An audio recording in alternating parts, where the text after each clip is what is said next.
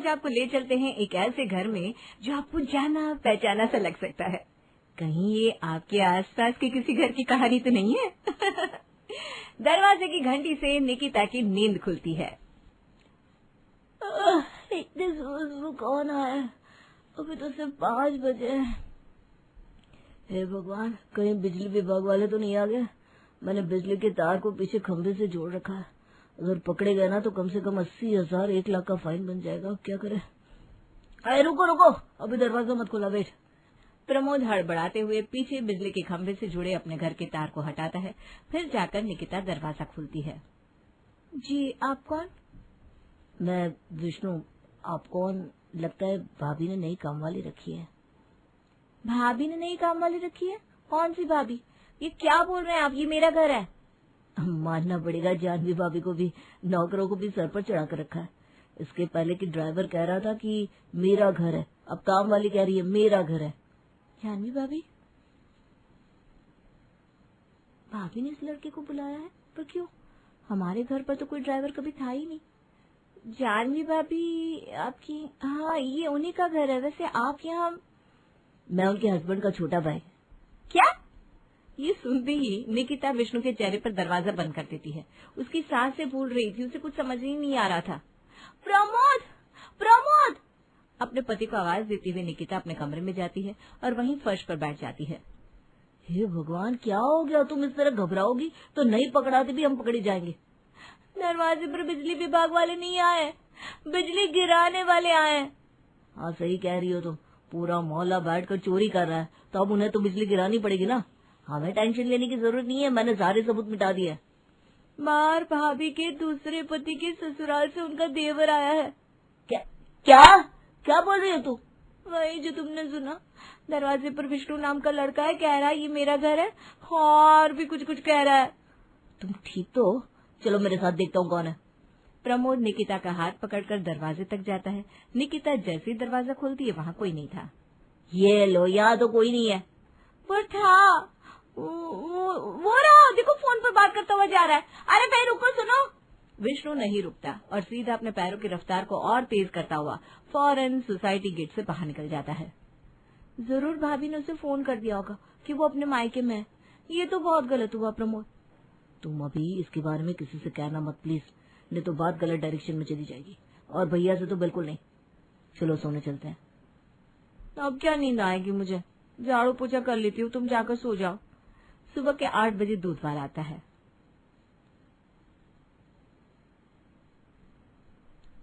कोई नहीं सुन रहा है क्या? इस घर में मैं एक ही हूँ। पूजा से उठा कर मानेंगे ये लोग मुझे। ए बहू, दूध वाला दरवाजे पर खड़ा है, तब से आवाज दे रहा है। कहाँ ध्यान है तेरा? जा दूध ले ले। पतीला नहीं दिख रहा था माँ जी, लेती हूँ दूध। आप कंटिन्यू कीजिए पूजा। अरे क्या कंटिन्यू, बीच में ही बुलवा दिया। निकिता दरवाजे पर जाती है और कहीं खोई हुई दूध बिना सही से नापे भरने लगती है और 8 पाव की जगह सिर्फ 6 पाव दूध लेकर मुड़ जाती है। और रोज एक एक बूंद दूध के लिए लड़ने वाली भाभी 6 पाव दूध लेकर वापस जा रही है। अरे ओ भाभी, 2 पाव और बाकी है, देख लो। लालू धोखाधड़ी नहीं करता। वो अलग बात है कि दूध में पानी मिलाता है, पर पानी मिलाए दूध को भी 8 पाव की बात हुई है तो 8 पाव ही देगा। वैसे ध्यान जरा खोया खोया सा लग रहा है आपका। क्या बात है, सब ठीक तो है? क्या बताऊं लालू, सच कहूं तो ससुराल एक पहेली ही है जिसके कई राज ऐसे वक्त पर खुलते हैं जिस वक्त पर हमने कभी सोचा भी नहीं होता। अभी अचानक कोई सर पर भारी सा वजन रख दे तो इंसान वजन में खोया खोया ही लगेगा ना। मुझे भी ना अपनी बीवी के बारे में बहुत कुछ शादी के बाद पता चला था, पर इस तरह रिश्ते तोड़े नहीं जाते। और ये भी ध्यान में रखना पड़ता है कि बात क्या बुलाने लायक है भी कि नहीं। उसे हुआ क्या है भाभी, बताइए तो सही। हो सकता है मैं आपकी कोई मदद कर दूं। अरे छोड़, तू दूध तोल। विश्वास नहीं दिखा रही हो तुम भाभी। मदद नहीं कर सका तो कम से कम आपका दुख सुन तो सकता हूँ। आखिरकार मेरे परिवार वाले पिछले 40 साल से इस घर में दूध पहुंचा रहे। वो जानवी भाभी नहीं है क्या? निकिता अपनी बात शुरू करती है कि कमरे से प्रमोद निकल कर आता है और उसे पुकारता है। शिट, प्रमोद आ गए। तुम जाओ, मैं बाद में बात करती हूँ लालू। अपने पति को आता देखते ही निकिता चुप हो जाती है और दूध वाले के मुंह पर दरवाजा बंद कर देती है। जानवी भाभी और प्रमोद भैया, ऐसा क्या कर दिया इन दोनों ने? जो बेचारी निकिता भाभी के चेहरे से खुशियां ही उड़ गई है, वरना जब देखो भाभी मछली की तरह कूदती रहती थी। भगवान जाने ये कलयुग क्या क्या रंग दिखाएगा। निकिता किचन में जाकर सभी के लिए गर्मा गर्म चाय लेकर आती है। मैं क्या कह रहा था बहू, आज नाश्ते में ना करेले की सब्जी बना लेना। नाश्ते में मैंने आलू की सूखी सब्जी पहले ही बना ली पापा जी। अरे वाह, आज तो तुमने नाश्ता पहले ही बना लिया, बहुत अच्छे। अब नाश्ता बन ही गया है तो मुझे परोस दे। दवाइयाँ ले लूं मैं, फिर जानवी को फोन मिलाऊंगी। हफ्ते भर का क्या कर गई थी, आज 9 दिन होने को आ गए। वो आएगी तब तो तू अपने मायके जा। निकिता कुछ नहीं कहती, सीधा रसोई में जाकर खाना गर्म करने लगती है। तभी दरवाजे से अंदर आती है घर की काम वाली पारो। भाभी, वो मेरे ना सास की ससुर की देवर की बेटी की तबीयत अचानक खराब हो गई है, तो मुझे ना 1 बजे बस पकड़कर जयपुर जाना पड़ेगा। तो अभी जो बर्तन है वो दे दो, उसके बाद तो मैं आज नहीं आ पाऊंगी, और शायद उधर 2 दिन भी लग सकते हैं, तो 2 दिन की छुट्टी चाहिए थी। कोई बात नहीं, आराम से जाओ। और जो बर्तन थे सुबह मैंने खुद धो लिए, तो जो सिंक में 2-4 प्लेट और कटोरियां हैं बस इन्हीं धोना है। निकिता भाभी को क्या हो गया? ये तो सभी को नाश्ता करवाने के बाद फिर बर्तन धोने को डालती है। जितने बर्तन धुल सके सारे धुलवाने में, और ये छुट्टी देने को कैसे राजी हो गई? जरूर कोई लफड़ा हुआ है, कहीं मुझे ये काम से निकालने वाली तो नहीं है। मैं सोच रही थी भाभी की छोड़ देती हूँ, नहीं चाहती हूँ।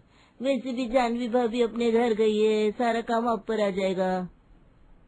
जानवी भाभी के जाने के बाद सच में सर पर बहुत प्रेशर आ गया है, पर अगर ये सिर्फ काम का प्रेशर ना होता तो मैं सह भी लेती। ये तो मन का बोझ है। मैं समझी नहीं भाभी, क्या बात हो गई? नहीं बता सकती पारो, तुम्हारे भैया ने मना किया है। अच्छा, पूरी बात मत बताओ, थोड़ा हिंट तो दे दो, किससे रिलेटेड है? इस बात से किसको बुरा हो सकता है? कुछ ऐसा है जो मुझे ही जाकर जेठ जी को बताना होगा, और उस बात को सुनकर जेठ जी और भाभी दोनों के जीवन पर, एक्चुअली सिर्फ उनके ही नहीं सभी के जीवन पर असर पड़ेगा। सब बदल जाएगा। उसके बाद ये घर रहेगा नहीं रहेगा, पापा जी कहाँ होंगे, मम्मी जी कहाँ होंगी, मैं प्रमोद कहाँ होंगे, कुछ नहीं पता। तो फिर आपको ये बात करनी क्यों है? इसी में सबकी भलाई है। आज नहीं तो कल, मुझे नहीं तो प्रमोद को इस बात को आगे लाना ही होगा, और माँ बाबू जी के सामने ये बात है, उसके पहले भैया से हम बात कर ले तो ज्यादा अच्छा होगा। ये कहकर निकिता रसोई से बाहर चली जाती है। बताओ, कौन कह सकता था इस घर में भी बंटवारे की बात आ जाएगी? पर वही बात है ना, धीरे धीरे सब अपना अपना देखने लगते हैं। पर अगर ये दोनों अलग हो गए तो मैं किसके घर में बर्तन करूंगी? ये भी तो सोचने वाली बात है। अभी छुट्टी नहीं करनी चाहिए मुझे। अभी छुट्टी करने के पता चला काम ही हाथ से चला गया। यहाँ रहूंगी तो अंदर की बातें भी तो पता चल पाएंगी। निकिता नाश्ता गर्म करके बाहर लेकर आती है। वृंदा के खाना खाने के बाद बाकी सभी नाश्ता कर लेते हैं। बस एक फुल्का से कौन खाता है बेटा? इतनी धूप पड़ रही है, पेट में अनाज रहना चाहिए, नहीं तो धूप लग जाएगी। नहीं मम्मी, वो आज जरा उठने में देरी हो गई ना, तो भूख नहीं है मुझे। मैं चलता हूँ ऑफिस, और मैंने तुमसे कहा था ना निकिता, उस बात पर जरा ध्यान रखना। किस बारे में बात हो रही है मैं भी तो जानू। वो पापा जी ये कह रहे थे कि इस बार में छुट्टी में मैं अपने मायके ना जाऊं, तो अगर इस बारे में कुछ हो सकता है तो जरा सोचो, बस वही बात है। सुभाष अपने काम पर चला जाता है और प्रमोद फैक्ट्री पर, लेकिन प्रमोद का मन नहीं लग रहा था। कहाँ ध्यान है प्रमोद तेरा? मैंने तुझे चेक साइन करने को बोल रखा था, तूने अब तक नहीं किया।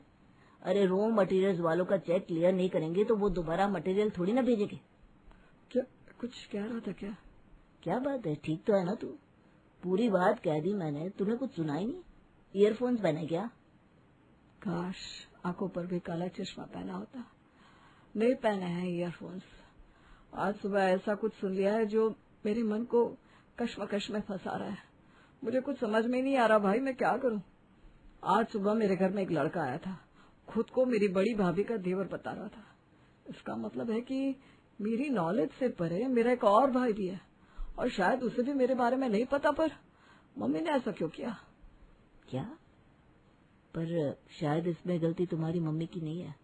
सच कहूँ तो मेरी दादी हमेशा तेरे पापा के बारे में बताती है कि वो बड़े दिल फेंक थे। एक जमाने में बहुत किस्से रहे उनके। एक वक्त ऐसा भी आया कि वो काम धंधे को छोड़कर इधर उधर भटकने में रहने लग गए थे। ऐसे में उन्हें सुधारने के लिए उनकी शादी तेरी मम्मी से करवा दी गई, मुझे तो लगता है कि ये दूसरा भाई तेरी मम्मी का नहीं है, तेरे पापा का है। तू समझ रहा है ना मैं क्या कह रहा हूँ? तेरी मम्मी बेचारी बड़ी सीधी सी लगती है। बेचारी औरतें क्या कर सकती है, आखिर खून का घूंट पीकर उन्हें सब बर्दाश्त करना ही पड़ता है। और वो जमाना तू जानता ही है कैसा था। हो सकता है इसीलिए हर रविवार पापा शहर से बाहर जाते हैं। प्रमोद के सर पर गुस्सा हावी हो गया था, उसकी सांसें चढ़ रही थी। वो गाड़ी की चाबी लेता है और सीधा अपनी भाभी के मायके जाने के लिए निकल पड़ता है। अजीब बात तो यह है कि इस बारे में भाभी को सब कुछ पता था, उन्होंने कभी हमें बताया नहीं। और वो लड़का दूसरे घर के बारे में भी कुछ कह रहा था, मतलब पापा का दूसरा घर है, यानी दूसरी बीवी भी है। मम्मी ने भले आपको माफ कर दिया हो पापा, पर आपका ये बेटा, खुद को उनका बेटा कहते हुए भी शर्म आती है मुझे। मैं अपनी माँ को उसकी इज्जत दिलवा कर रहूंगा। अब वो वक्त नहीं रहा जब औरतें चुपचाप सब सह ले। प्रमोद जानवी को लेने आ रहा है, इस बात से बेखबर जानवी आराम से अपनी फ्रेंड्स के साथ अपने छत पर बैठे गप्पे लगा रही थी। तभी उसके फोन पर उसकी सास का फोन आता है। अब कितनी देर और मायके रहना है तुझे, आ भी जा। जब मैं यहाँ आ रही थी तो आपके सुपुत्र ने कहा था जाओ आराम से अपने मायके रह कर आओ, 6 महीने रह लो, मुझे कौन सा तुम्हारी याद आती है। तो जब ससुराल में पति को ही मेरी फिक्र नहीं है तो मैं क्या करूं आकर मम्मी जी। ऐसा कहा विक्रम ने तुझे, और रात भर से ये सो नहीं पाता, बस यहाँ से वहां घूमता रहता है, तेरे सामने बनता है हीरो। इसके तो ना मैं कान खींचूंगी अलग से। पक्का तुझे समझ में नहीं आता, मर्द ऐसे ही होते हैं। अब तू जाकर आएगी तब तो तेरी देवरानी छुट्टी में अपने घर जा पाएगी। इसका पति तो इससे पहले से मना करके बैठा हुआ है, अब ये भी तो बेचारी 2 दिन अपने घर वालों से मिलना चाहेगी ना। वृंदा यहाँ अपनी सास का फोन रखती है और वहाँ उससे नीचे हॉर्न की आवाज सुनाई देती है। वो जैसे ही नीचे झांकती है उसका देवर गाड़ी लेकर नीचे खड़ा था। मतलब अबे मम्मी जी ने तुरंत तुम्हें भेज भी दिया। रघु ठीक कह रहा था, मतलब मम्मी को सब कुछ पहले से पता है, ऑब्वियसली होगा ही। ऊपर आ जाओ प्रमोद, मम्मी पापा से भी मिल लो। आप अपना सामान लेकर नीचे आ जाइए, मैं यही ठीक हूँ। आज प्रमोद अपनी भाभी को भाभी कहकर बुलाता भी नहीं है। जानवी फटाफट अपने कपड़े पैक करना शुरू कर देती है। प्रमोद जी अंदर क्यों नहीं आ रहे, क्या बात हो गई? सब ठीक तो है, मुझे फिक्र हो रही है। पता नहीं मम्मी क्या बात है, ऐसे ही मूड नहीं होगा। दिन भर भाभी भाभी करने वाला तेरा देवर घर के अंदर नहीं आना चाह रहा। और देखा नहीं उसने कैसे बात की तुझसे, समझ में नहीं आ रहा क्या तुझे? एक बार जरा दामाद जी को फोन करके पूछ ले क्या बात होगी। एक मिनट, तू जब से आई है तूने एक बार भी दामाद जी से बात नहीं कराई हमारी? कहीं तुम दोनों के बीच में लड़ाई तो नहीं होगी? हे भगवान, क्या छुपा रही है हमसे? फिलहाल तो ऐसा कुछ नहीं है मम्मी, मुझे मेरे घर जाने दीजिए। जब वहां जाकर मुझे कुछ पता चलेगा तो मैं आपको भी बता दूंगी। विष्णु का सुबह दरवाजे पर आना हर तरफ नई नई खिचड़ी पका रहा था, और एक खिचड़ी अब जानवी की माँ के दिमाग में भी पक चुकी थी। जानवी गाड़ी में बैठती है और प्रमोद गाड़ी तेज करके चलाना शुरू कर देता है। ये तू कैसे गाड़ी चला रहा है, धीरे चला।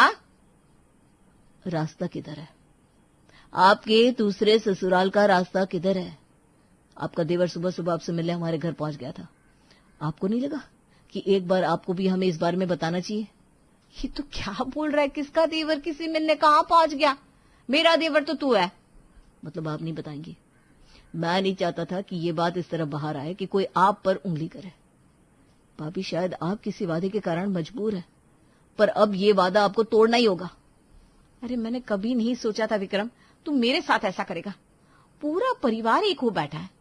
मम्मी मतलब सही थी, मुझे कहीं नहीं जाना, वापस मुझे मेरे मायके छोड़ दे।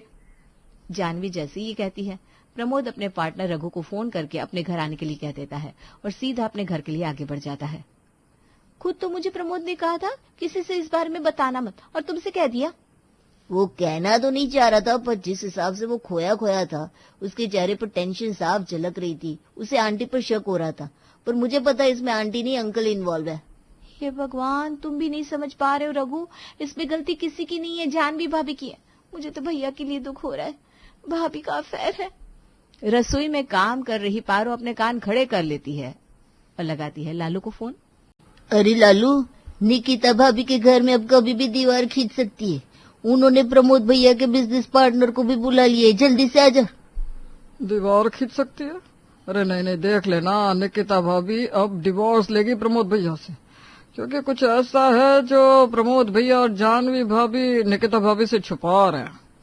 एक के बाद एक इस बात को हवा मिलती जाती है और घबराहट में जानवी के पेरेंट्स भी उसके ससुराल के लिए निकल पड़ते हैं। ये सब क्या हो रहा है यहाँ? भाभी की लाइफ में कोई और है भैया। क्या? ये तुम क्या कह रही हो निकिता? आंटी बिल्कुल ठीक कह रही है निकिता। ये अलग बात है कि मम्मी का एक और बच्चा है, हमारा एक और भाई है। भैया और भाभी को इस बारे में पता था, ये गलती है भाभी की। मैं फिर से कह रहा हूँ प्रमोद, तुम आंटी पर गलत इल्जाम लगा रहे हो। तुम्हारा जो एक और भाई है विष्णु, जो इतने बड़े प्रॉपर्टी का मालिक है, कितना बड़ा घर है, वो सब तुम्हारे पापा का है। पापा से पूछो ना अपने। हे भगवान, इस घर में डिवोर्स किसका होने वाला है? प्रमोद भैया, निकिता भाभी का, या जानवी भाभी और विक्रम भैया का, या फिर अंकल आंटी का? क्या कह रहे हो तुम सब? कौन है विष्णु? मैं किसी विष्णु को नहीं जानती। तुम्हें शर्म नहीं आई? रखो, माना शादी से पहले मैं जरा भटक गया था, पर इस तरह नहीं भटका था। हाँ, मेरा मन काम पर नहीं लगता था, मैं दोस्तों के साथ घूमता था, पर यह सब नहीं करता था। ये फालतू बातें तुम्हें जरूर तुम्हारी माँ ने कही होगी। उन्हें तो हमेशा से मुझसे दिक्कत थी। फिर ये लड़का विष्णु सुबह हमारे घर पर जानवी भाभी को ढूंढने कैसे आया? और वो बड़ा घर, गाड़ी और पता नहीं किन किन चीजों की बातें कर रहा था। उसने चश्मा लगाया था, गुलाबी शर्ट पहना था और साथ में एक बैग था। तो मतलब पहचान गए पापा आप उसे? उसे तो मैं भी पहचान गई। अरे वो एक चोर है जो हर सोसाइटी में घूमता है और वहां किसी के जान पहचान वाले का नाम लेकर उनके घर में घुस जाता है। उसे जरूर पता चल गया होगा कि जानवी घर पर नहीं है, पास की 2 सोसाइटी में ऑलरेडी चोरी कर चुका है। और इतने ड्रामे के बाद सभी एक साथ मिलकर खिचड़ी खाते हैं। तो मैं ये कह रहा था कि मैं पुराने ख्यालों का नहीं हूं कि गाना गाकर सुनाओ, क्या खाने में बना लेती हो, वैसे सवाल नहीं पूछूंगा। हाँ, ये तो अब कोई नहीं पूछता है। अब कौन गाना सुनता है या खाना नहीं मिला तो भूखा मर रहा है। अब तो ऑनलाइन खाना आ जाता है। और तभी रवि रीना की बात को बीच में ही काटता है। मेरा घर खुले विचारों वाला है, बहू को बेटी की तरह रखते हैं, हर किसी की बात की इज्जत होती है। मेरी माँ है, वही लीड करती है हमारी फैमिली को, और कुछ नहीं कहना। खैर चलिए फिर शादी की तैयारी करिए, मुझे तो आप बहुत पसंद है। रवि ये बोलकर खड़ा हो जाता है बिना ये पूछे कि क्या वो रीना को भी पसंद है। पूछा भी नहीं कि वो मुझे पसंद है कि नहीं है। तभी पीछे से माँ आती है। क्या जरूरत है? अरे देखा नहीं कितना सेटल्ड लड़का है और बड़े घर के लोग हैं। किस्मत है तेरी जो ऐसे घर का रिश्ता है। किस्मत केवल मेरी नहीं है, उसकी भी अच्छी है जो सर्वगुण संपन्न बीवी मिल रही है। रहने दे, चल विदा करके आते हैं उन लोगों को। माँ बेटी मेहमानों के सामने जाते हैं। वहीं रीना को उसकी होने वाली सास साड़ी देती है। ये रंग ठीक लगेगा इस पर, आप ज्यादा कपड़े इसी रंग के लेना। लेकिन रीना को ये रंग थोड़ा कम पसंद है। माँ की बात को भी अनसुना कर दिया जाता है। हाँ ठीक है, सूट भी अच्छे लगेंगे इस रंग के। और हाँ, हमारे घर पर कोई रोक टोक नहीं है सूट और साड़ी के लिए, ठीक है। रीना कपड़े देख रही है। रवि पीछे खड़ा फोन पकड़े हुए है। अरे ये लाल वाला सूट कितना अच्छा है, इसकी कढ़ाई देखो, बिल्कुल दुल्हन वाला लग रहा है। अरे नहीं नहीं, ये तो बहुत भड़कीला है। और तुम्हें पता है ना मेरी माँ को क्या पसंद है? उनको म्यूट कलर पसंद है। ये ले लो पीला वाला, देखो कितना शानदार है। पीला? मुझे पीला बिल्कुल पसंद नहीं है। तुम्हारी माँ ने कहा था मुझ पर गुलाबी अच्छा लगता है। अरे माँ क्या जाने, मैं बता रहा हूँ ना तुम्हें, तुम्हारी पसंद कमजोर है यार। हमारे घर में सबको पता है कि मेरे आइडिया सबसे बेस्ट होते हैं। ये पीला वाला ही लेंगे। रीना चुप हो जाती है। आगे जूतों की दुकान पर, ये बहुत क्यूट है ना मेरे लाल सूट के साथ। तुम फिर से उसी पर आ गई। हमने पीला फाइनल किया है। और हिल्स में चलोगी कैसे? फ्लैट फुटवेयर ले लो। मेरी मम्मी बोलती है बहू को आरामदायक जूते पहनने चाहिए। ये लो। तो मेरी पसंद की कोई वैल्यू है या मैं सिर्फ साथ के लिए साथ हूँ? अरे नाराज मत हो, तुम्हें पता नहीं स्टाइल क्या है। मेरी मम्मी सबसे बेहतर बताएंगी। चलो अब आगे चलते हैं। रीना उदास बैठी है। तब सास आती है। मम्मी जी, आपका बेटा मतलब रवि, वो मेरी कोई पसंद ही नहीं पूछता। आज शॉपिंग पर ले गए तो अपनी ही चलाई, जो मैं कहूँ वो बेकार, उसका ही सही। अरे बहू, ये तो उसका नेचर है, मुझसे भी वो ऐसे ही बात करता है। पर देख लेना, शादी के बाद सब ठीक हो जाएगा। तो उसकी बातों का बुरा मत मान, वो तुम्हें अच्छे से समझता है इसीलिए कहता है। पर मम्मी जी, वो फील कराते जैसे मुझे कुछ आता ही नहीं। आप बताओ क्या ये सही है? अरे छोड़ो ना बेटा, शादी से पहले ऐसा ही होता है। तुम मुझसे पूछ लिया कर, मैं बताऊंगी क्या ठीक है। रवि थोड़ा स्ट्रांग है पर दिल का अच्छा है, समय के साथ तू भी समझ जाएगी। आप खुश रहे, ये ले चूड़िया पहन। रीना कुछ कहना चाहती है पर सास बात घुमाकर किचन में चली जाती है। मतलब यहाँ किसी को मेरी सुनने की जरूरत ही नहीं है। रवि ने कहा था खुले विचारों वाला घर है, अब जाकर पता चला खुला तो बस उनकी अपनी मनमानी के लिए है। शादी के 2 महीने बाद सुबह की चाय के समय रीना चाय लेकर आती है। सास ससुर और रवि बैठे हैं। माँ जी, कल रात आपने कहा था किचन का पंखा खराब है, मैंने आज सुबह इलेक्ट्रिशियन को बुला लिया, वो 10 बजे आएगा। तूने क्यों इलेक्ट्रिशियन बुला लिया? मैंने तो रवि से कहा था कल वो अपने दोस्त से करवा लेगा, तू फालतू का टेंशन क्यों ले रही है? माँ जी, जब पंखा सही नहीं है तो दिक्कत हो रही है ना, इनको क्या बताती, इतना तो मैं भी कर सकती हूँ, इसमें दिक्कत क्या है? दिक्कत यह है कि तुम बिना पूछे फैसला ले लेती हो। मम्मी ने कहा था मुझसे करवाओ तो मैं करवाता ना, अब तुमने बुला लिया उससे। पैसे कितने लेगा? मेरा दोस्त फ्री में कर देता। फ्री में? मतलब हम लोगों का पंखा ठीक होना चाहिए, मैंने तो अच्छे इरादे से किया। ठीक है, मैं मना कर देती हूँ, मुझे किसी ने बताया नहीं था। तो गलती हमारी है, तुझे बताया नहीं। वैसे तूने पूछा भी तो नहीं क्या? माँ सही बोल रही है। अरे बहू, घर में सबकी एक जिम्मेदारी है, तू नहीं है पहले देख लिया कर, समझ लिया कर। रवि और माँ जी जैसा कहे वैसा कर। रीना का चेहरा उतर जाता है। वो मुंह खोलकर कुछ कहना चाहती है पर सब अपने अपने काम में लग जाते हैं।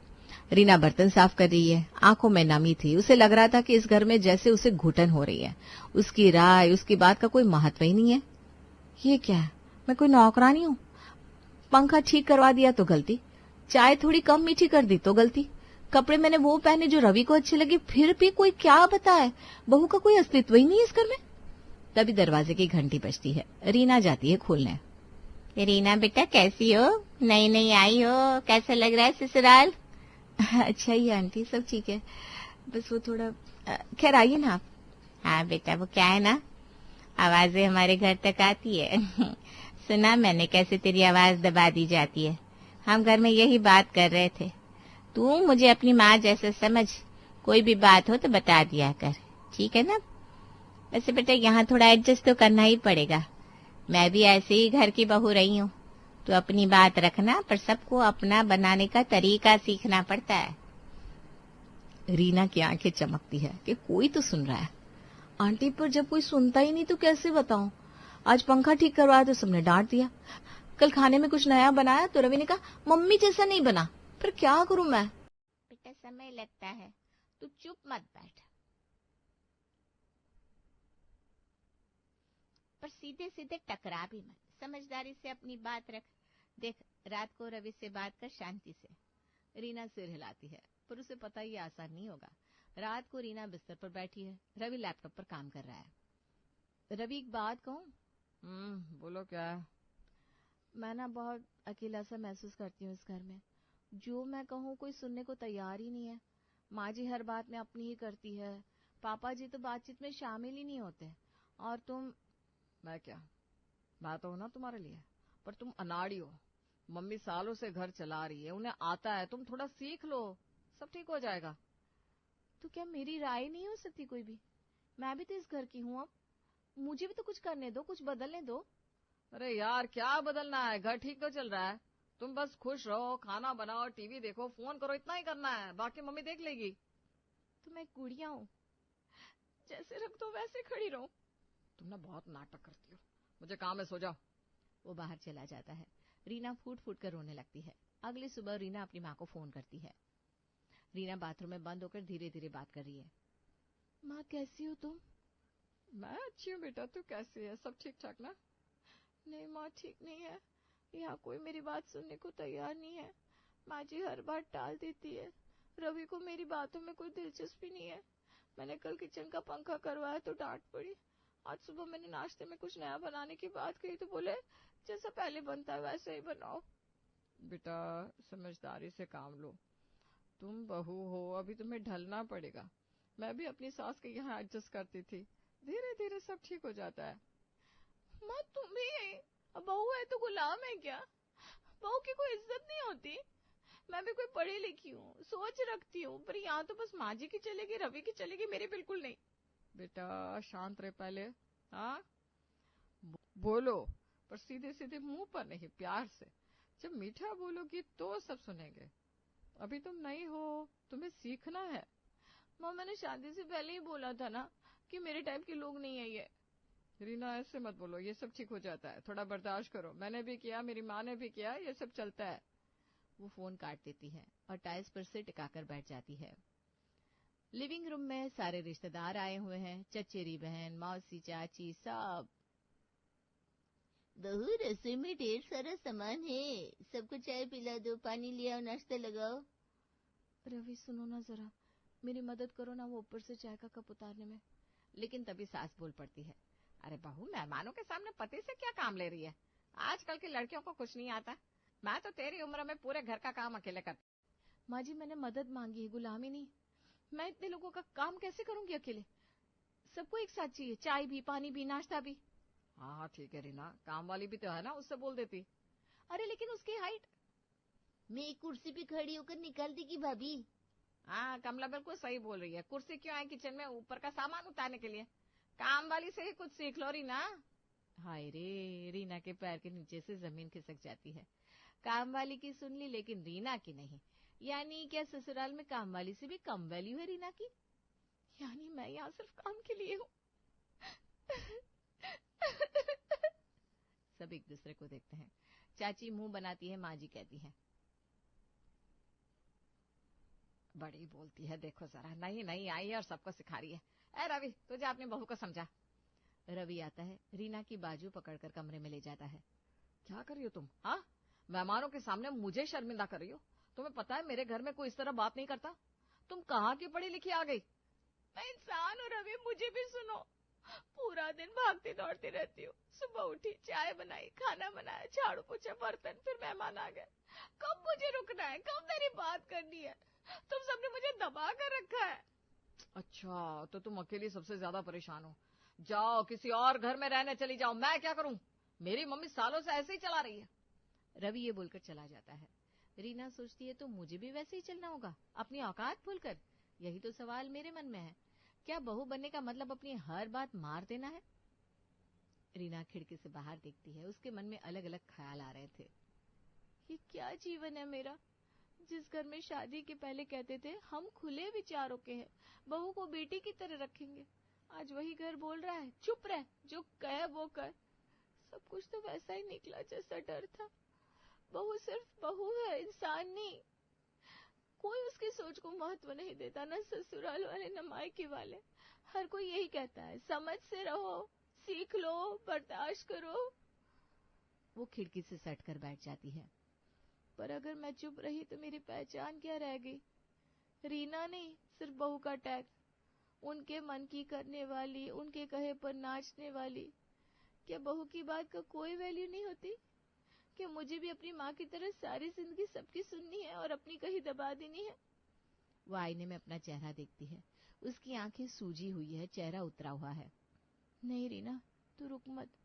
तू तो हमेशा सोचती थी ना, जो लड़की पढ़ी लिखी है वो अपनी बात रख सकती है।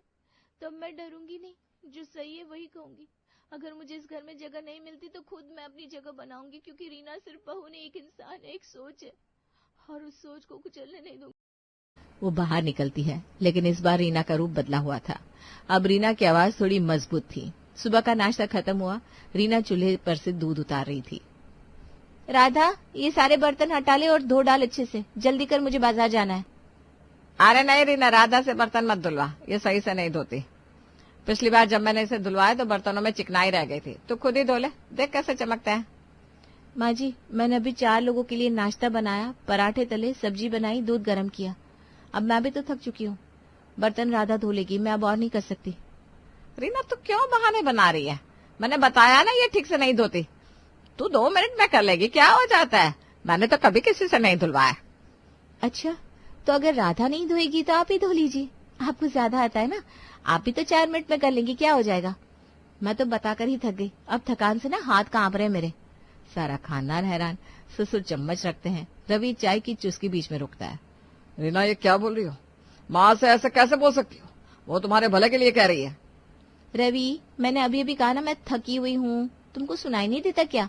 ये सुनना ही नहीं है। हर बार मैं बोलूं और तुम्हें सुनाई ना दे, क्या मेरी आवाज इस घर में सुनाई नहीं देती? अरे नहीं, पर माँ तो। कोई परवर नहीं, माँ जी मेरी सास है, उनकी इज्जत करती हूँ पर गुलामी नहीं। मैंने एक काम किया, मुझे आराम चाहिए। अब मैं बोलूंगी नहीं, लेकिन सुनूंगी भी नहीं। जो कहना है कह लो, पर अब मैं वैसी नहीं हूँ जो चुपचाप सब कुछ सह ले। मुझे अपनी थकान पता है, अपनी सीमा पता है। वो अपना बैग उठाकर बाहर निकलने लगती है। रीना, ये क्या? हमने तो... माँ जी, अगर राधा नहीं धोएगी तो आप धो लीजिएगा, मुझे बाजार जाना है। वो दरवाजा बंद करके बाहर चली जाती है। ये क्या? रीना की तो... अब देखो माँ, पर क्या करे माँ, आप ही बताओ। नहीं, मैं नहीं धोती, मुझे नहीं आता, पर अब क्या करूं। ए राधा बेटा, तू ही धो दे। क्यों? मेरे को तो बर्तन धोने को नहीं आते ना। मैं बहू नहीं है तुम्हारी जो अपमान से लेगी। बढ़िया ही, जा रही मैं। अगले रोज रवि और रीना को उनके दोस्त के घर डिनर पर जाना था।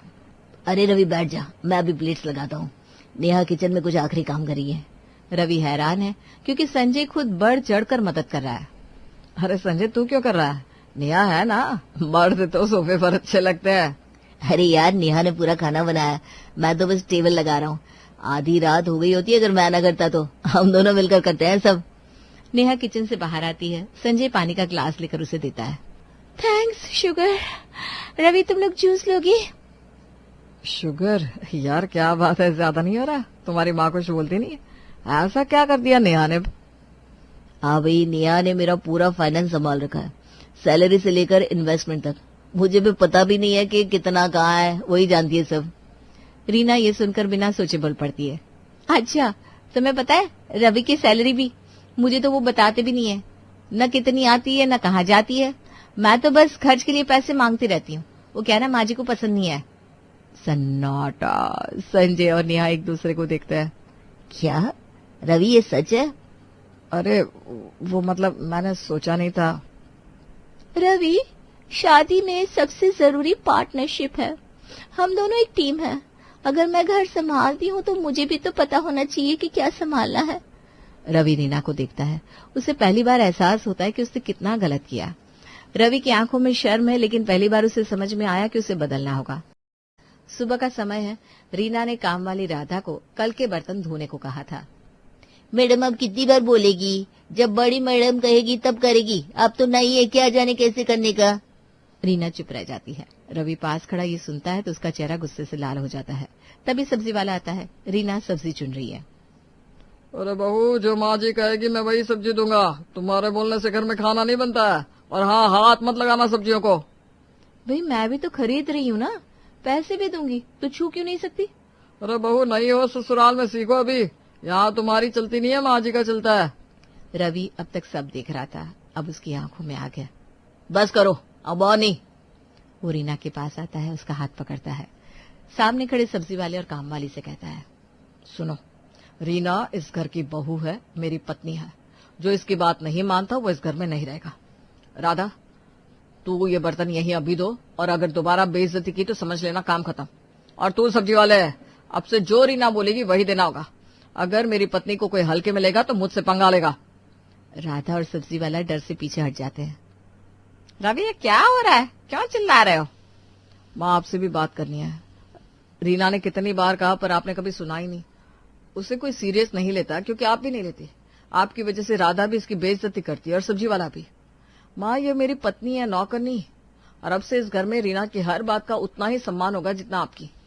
माँ जी सन्न रह जाती है। पर बेटा, मैंने तो... माँ, मैं आपसे प्यार करता हूँ, पर रीना मेरी जिंदगी है। जब तक आप उसे सीरियसली नहीं लेंगी, मैं भी नहीं लूंगा अपने आप को। आज से रीना की बात ही आखिरी बात होगी, नहीं तो मुझे इस घर से बाहर जाना पड़ेगा। चुनाव आपका है। वो रीना की तरफ देखता है। रीना, मुझे माफ कर दे। मैं अब समझ गया, तू इस घर की मालिक है, मेरे दिल की मालिक है। आज से हर कोई तेरी इज्जत करेगा, मैं खुद देखूंगा। रीना की आंखों से आंसू आ जाते हैं, पर इस बार खुशी के। रवि, बहुत दिन बाद किसी ने मेरी बात सुनी। ठीक है बेटा। रीना, मैं माफी चाहती हूँ। नहीं माँ जी, मुझे माफी नहीं चाहिए। बस इतना चाहती हूँ कि इस घर में मेरी बात की भी कोई वैल्यू हो। मैं बहू हूँ, मैं रीना भी हूँ, मेरी सोच का भी तो मोल होना चाहिए ना। अरे सुनिए जी, आप तो अखबार में ऐसे डूब जाते हैं जैसे कि आपको इसे पढ़कर एग्जाम देने जाना है। अब छोड़िए भी, चलिए नाश्ता कर लीजिए। बस 2 मिनट सुनीता, आज हमारे नए प्रोजेक्ट की हेडलाइन छपी है। रघुनंदन ग्रुप का नया वेंचर, शहर की सबसे बड़ी डील। जरा देखो तो, आखिर मेरी मेहनत रंग ले ही आई। हाँ, मेहनत तो आपने खूब की है, पर ऊपर वाले का हाँ, मेहनत तो आपने खूब की है, पर ऊपर वाले का आशीर्वाद भी है। ये बात तो है, राम जी की कृपा से आज के दिन जाने माने लोगों में हमारा नाम आता है। पर एक बात कहूँ, इतनी दौलत, इतना रुतबा, सब कुछ है हमारे पास, पर एक चिंता है जो मुझे अब सता रही है। अरे कैसी चिंता? अनु की शादी की फिक्र लगी रहती है। शादी की यही उम्र ठीक है। अरे वो तो अब करनी ही पड़ेगी, बस कोई अच्छा रिश्ता मिल जाए जो हमारी बेटी को खुश रख सके। तभी वहाँ अनु आई। Good morning mummy. Good morning papa. अरे पापा, फिर से पेपर में फोटो छपी है आपकी। कांग्रेचुलेशंस। आज तो पूरे शहर में बस मेरे पापा की ही बातें हो रही होगी। बेटा, यहाँ तक पहुँचने में बड़ी मेहनत लगी है मेरी, तभी आज इतना नाम है, पर मेरी असली पूंजी तो तुम हो बेटा। हाँ बेटा, और बस अभी हम तुम्हारी शादी की ही बात कर रहे थे। तुम्हारी नजर में कोई हो तो बता दो, वरना हम देखते हैं तुम्हारे लिए कोई रिश्ता। नहीं मम्मी, मेरी नजर में कोई नहीं है। आप जिससे मेरी शादी कराएंगे मेरे लिए वही सही है।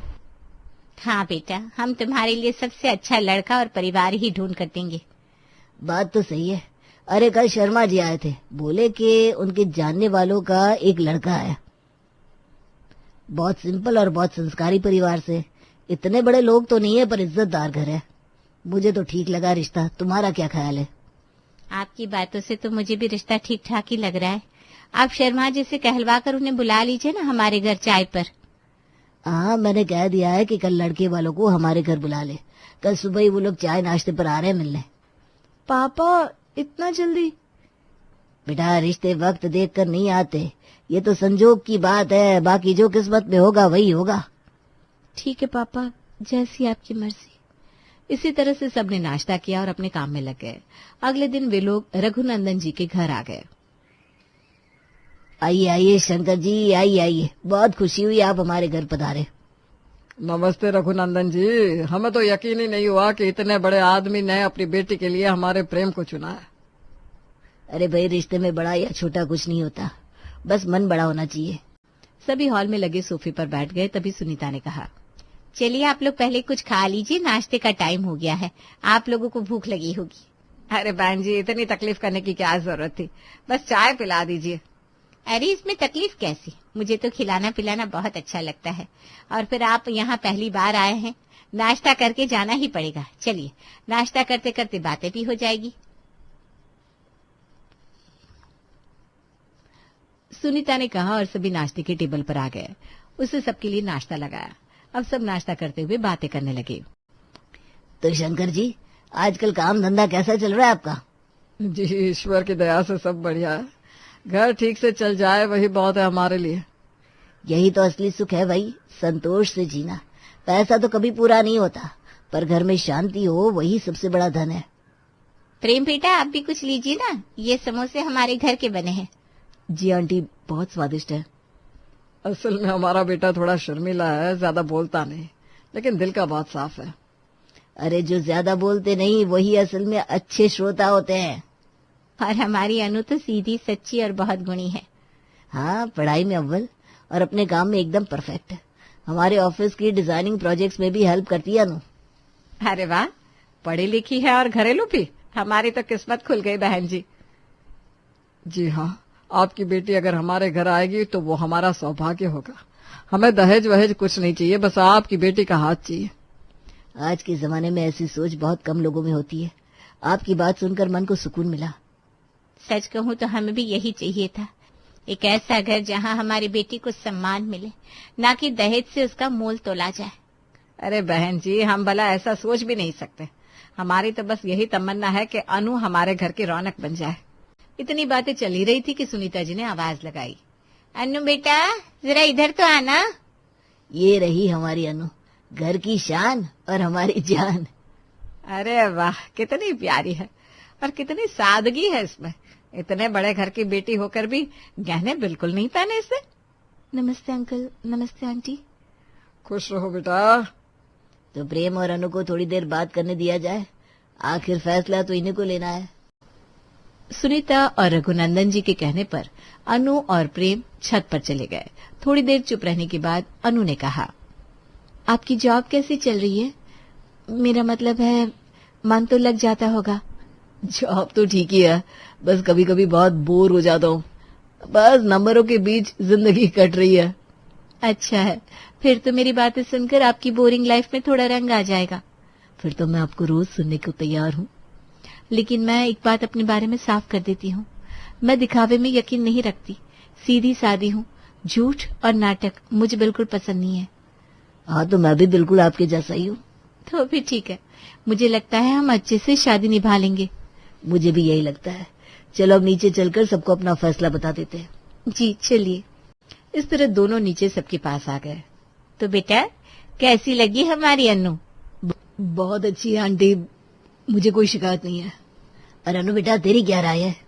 मुझे भी प्रेम जी अच्छे लगे पापा जी। तो फिर भगवान का नाम लेकर बात पक्की कर देते हैं रघुनंदन जी। हाँ भाई साहब, आज बहुत शुभ दिन है, मैं अभी मिठाई लाती हूँ। और इस तरह पूरे घर में खुशी की लहर दौड़ पड़ी। अनु और प्रेम का रिश्ता पक्का हो गया। थोड़े ही दिन में अनु और प्रेम की शादी हो गई। अनु बहू बनकर प्रेम के घर आ चुकी थी। अनु की ससुराल अनु को कोई प्रॉब्लम नहीं थी। एक हफ्ता गुजर गया। आज अनु ने खीर बनाई थी और सब खाने बैठे थे। भाभी, खीर तो बहुत अच्छी बनी है। हमें तो लगा था आप इतने बड़े घर से हैं, खाना बनाना तो आता नहीं होगा आपको। पर आपने तो हमें रॉन्ग प्रूव कर दिया। अरे हाँ, इन एक हफ्तों में ही कितनी अच्छी तरह अनु ने पूरा किचन संभाल लिया है। सच कहूं बेटा, तो तुम्हें इस तरह किचन में काम करते देखकर मुझे बिल्कुल अच्छा नहीं लगता। काश हमारे घर में एक कुक होती। नहीं मम्मी जी, कुक की कोई जरूरत नहीं है। मुझे तो आप सबके लिए खाना बनाना बहुत अच्छा लगता है। अरे बेटा, ये खीर सच में बहुत अच्छी बनी है, पर खीर में इतने ड्राई फ्रूट्स मत डाला करो, ड्राई फ्रूट्स जल्दी खत्म हो जाएंगे। पापा जी ऐसा क्यों कहते हैं? ड्राई फ्रूट्स खत्म हो जाएंगे तो फिर आ जाएंगे। अरे बेटा, ये बड़े महंगे आते हैं, पर तुम्हें क्या पता, तुम तो आखिर रघुनंदन जी की बेटी हो। अभी सब बातें करते हुए खीर खा रहे थे कि तभी डोरबेल बजी। अनु ने जाकर दरवाजा खोला। सामने रघुनंदन जी और सुनीता खड़े थे। अरे पापा, मम्मी, आप? मम्मी जी, पापा जी, मम्मी पापा आए हैं। अनु खुश होकर अपने पापा के गले लग गई। अरे बेटा, ससुराल आकर तो तू भूल गई अपने पापा को। पापा, आपको कौन भूल सकता है। चलिए अंदर आइए। घर के अंदर सबने बहुत गर्मजोशी से स्वागत किया। बहन जी, अनु तो हमारे घर की रौनक बन गई है। ये तो आपके प्यार का असर है भाभी जी। आपने इतना अपनापन जो दिया है हमारी बेटी को। अरे बहन जी, अभी आपकी नहीं, हमारी बेटी है। अनु बेटा, जाओ अपने पापा मम्मी के लिए चाय नाश्ता लेकर आओ। जी पापा जी, अभी लाती हूँ। ऐसा कहकर अनु चाय नाश्ता लाने अंदर चली गई। तभी रघुनंदन जी ने कहा, अच्छा, प्रेम जी दिखाई नहीं दे रहे, कहाँ है? अरे भाई साहब, वो तो ऑफिस चला गया है। बैंक में नौकरी है ना, सुबह 9 बजे निकल जाता है।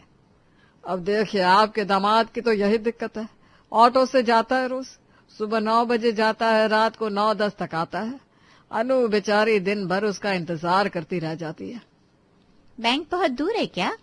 हाँ बहन जी, है तो लगभग 5 किलोमीटर दूर, लेकिन क्या करें, गाड़ी नहीं है ना घर में। अब देखिए, ऑटो से आना जाना, गर्मी, ट्रैफिक, बेचारा थक जाता है। कभी कभी आकर तो खाना भी नहीं खाता, सीधा सो जाता है। घर तो बस उसके लिए सराय बनकर रह गया है। अब देखिए, हम तो मिडिल क्लास लोग हैं। लड़का बैंक में नौकरी करता है, घर संभाल ले वही बहुत है। आप जैसे बड़े लोगों की तरह हर चीज तो नहीं हो सकती ना हमारे पास, पर गाड़ी होने से अनु को थोड़ी सुविधा हो जाती। प्रेम अनु को टाइम दे पाता, टाइम से घर आ पाता। अरे गाड़ी तो जरूरी चीज है आजकल। मैं तो सोचता हूँ अगर प्रेम के पास अपनी गाड़ी होगी तो मेरी बिटिया को भी कहीं आने जाने में दिक्कत नहीं होगी। हाँ भाई साहब, ये बात सही है। भाई हमें तो कुछ नहीं चाहिए, पर बच्चों की खुशी तो हमारे लिए सब कुछ है। एक कार होने से अच्छा ही होगा। अनु की खुशी तो सब कुछ है मेरे लिए भी। आप चिंता मत कीजिए, कल सुबह ही गाड़ी आपके घर आ जाएगी। मेरी बेटी को कोई तकलीफ नहीं होनी चाहिए, यही मेरी कोशिश है। अच्छा, अब हम चलते हैं। तभी अनु वहां नाश्ता लेकर आई। अरे पापा मम्मी, इतनी जल्दी कहाँ जा रहे हैं? नाश्ता तो करके जाइए। बेटा, हम तो बस तुमसे मिलने आ गए थे। तुम्हें खुश देखा तो दिल को ठंडक पड़ गई। बस यहाँ हमेशा खुश रहो, हम मिलने आते रहेंगे। इसी तरह रघुनंदन जी और सुनीता वहां से चले गए।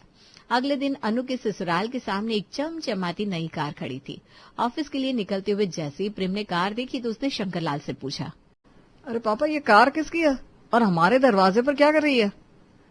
बेटा, ये कार तुम्हारी है, रघुनंदन जी ने भेजी है। मैंने तो बहुत मना किया कि भाई हमें कार की जरूरत नहीं है, अरे हमारे पास जितना है हम उस पर बहुत खुश हैं। पर वो कहने लगे हमें देने का बहुत मन है, आप मना मत करिए। अब उन्होंने उतनी बार कहा तो बेटा मना भी नहीं कर पाए। अब तू भी तो उनके बेटे जैसा ही है ना, वो तेरे लिए अपने मन से कुछ भी करे तो हम कैसे मना कर सकते हैं। आज से तू इस कार में ही ऑफिस जाएगा। ठीक है, अभी के लिए मैं मान जाता हूँ, लेकिन मुझे ये सब पसंद नहीं है। ये कहकर प्रेम ऑफिस चला गया। अब तो ये हर दिन की कहानी बन गया था। घर में जब भी कुछ भी जरूरत होती तो तुरंत रघुनंदन जी या सुनीता जी को फोन किया जाता कि आपकी बेटी को इस चीज की जरूरत है, भेज दीजिए। एक दिन अनु और कस्तूरी मिलकर किचन में खाना बना रहे थे, तभी कस्तूरी ने कहा, अरे ये गैस भी ना कभी तेज चलती है कभी बुझ जाती है। हाँ मम्मी जी, अब ये पुराना हो गया शायद। आजकल तो बहुत मॉडर्न गैस आ गई हैं, ऑटो इग्निशन, सेफ्टी सेंसर वाली। एक बटन दबाओ और झटपट जल जाती है। अरे वाह, ऐसी भी आती है क्या? हमारे जमाने में तो ये सब था ही नहीं बेटा। हाँ मम्मी जी, मेरे मायके में ना ऑटो इग्निशन गैस स्टोव है, बहुत आराम रहता है उसमें। लेकिन कोई बात नहीं, इसमें भी काम चल ही जाता है, मुझे कोई प्रॉब्लम नहीं है। अरे बहू, हमारे यहाँ कहाँ इतने मॉडर्न गैस होते हैं, हम तो इसी से गुजारा करते हैं। चल तू बस जल्दी से खाना बना ले, मैं बाहर जाकर जरा बैठती हूँ, हाथ दर्द करने लगा भाई। कस्तूरी जी किचन से बाहर आई और सोफे पर बैठते ही मोबाइल उठाया। कुछ देर बाद नंबर डायल किया। उधर से सुनीता की आवाज आई, अरे कस्तूरी जी, कैसी हैं आप? अरे बहन जी, बस आपकी कृपा है, सब बढ़िया है। अनु भी ठीक है, खाना बना रही है वो। क्या है ना, हमारे यहाँ का गैस थोड़ा पुराना है। अब आपकी बिटिया को तो आदत है ना मॉडर्न वाली गैस की, जो आपके यहाँ थी।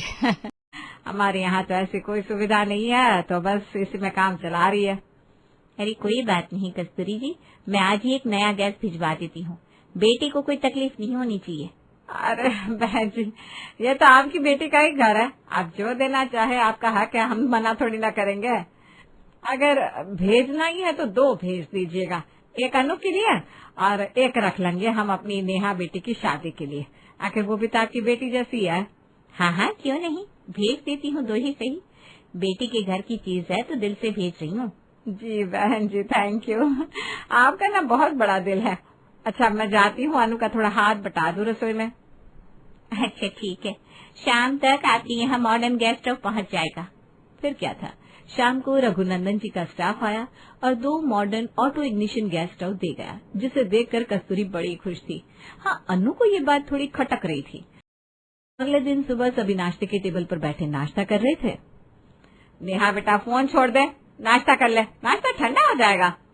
नहीं मम्मी, डाइट पर हूँ, मैं बस फ्रूट्स ही लूंगी, अब मैं बहुत मोटी लगने लगी हूँ। अरे बेटा खा ले, जब नौकरी मिल जाएगी ना फिर खुद ही वजन कम हो जाएगा भाग दौड़ में। नौकरी ढूंढ तो रही हूँ पापा, पर अभी तक मिली नहीं। सब जगह इंटरव्यू दिए पर कहीं से कॉल ही नहीं आया।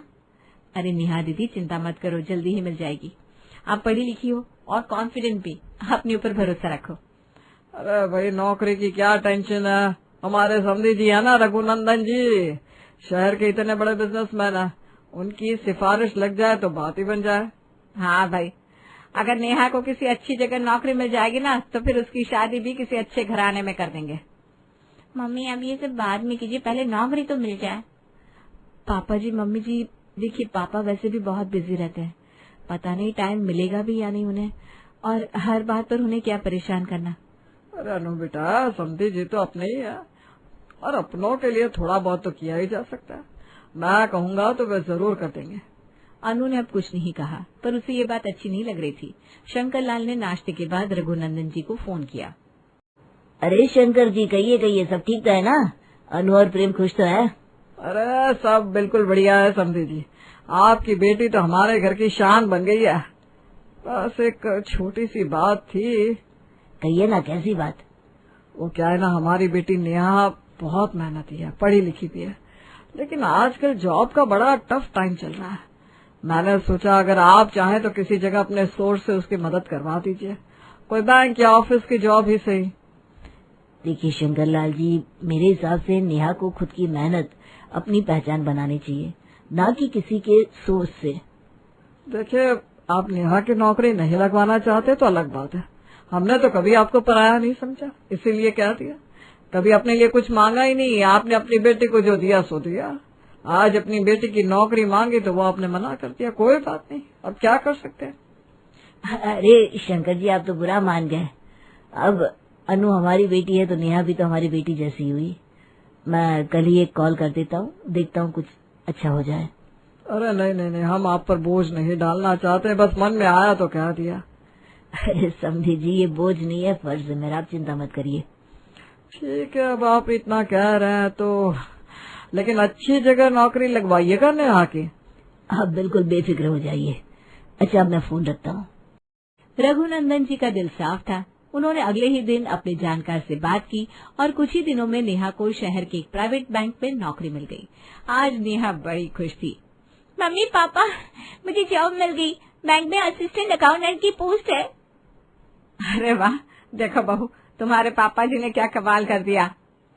अरे समधी जी का ही तो जादू चला है। कहा था ना, हमारे समधी जी पर ऊपर वाले की कृपा है। हाँ, बड़े अच्छे आदमी हैं। हमने दहेज नहीं लिया तो क्या हुआ, उन्होंने दहेज में हमें बेटी की नौकरी दे दी। अनु ये सब सुन रही थी। अब उसने कहा, नौकरी दिलाई नहीं है, आपने मांग कर ली है। दहेज तो नहीं लिया आपने, पर किसी न किसी बहाने से कुछ न कुछ तो मांगती रहते। अरे हम क्या अपने लिए कुछ कहते हैं? ये तो तुम बच्चों की खुशी के लिए ही तो कहते हैं। और तुम्हारे मम्मी पापा भी बड़े भले इंसान हैं, हर चीज समझ जाते हैं। अनु अब गुस्से में वहां से उठी और अपने मायके के लिए निकल गई। कुछ ही देर में वो मायके में थी। उसे देखकर सुनीता ने कहा, क्या बात है बेटा, तू यहाँ अचानक कोई बात हो गई क्या? मम्मी मुझे आपसे और पापा से बात करनी है। हाँ बेटा बोलो, क्या बात है? एक बात बताइए, मैंने आप दोनों को कभी कुछ बोला कि मुझे ये चाहिए, मुझे वो चाहिए?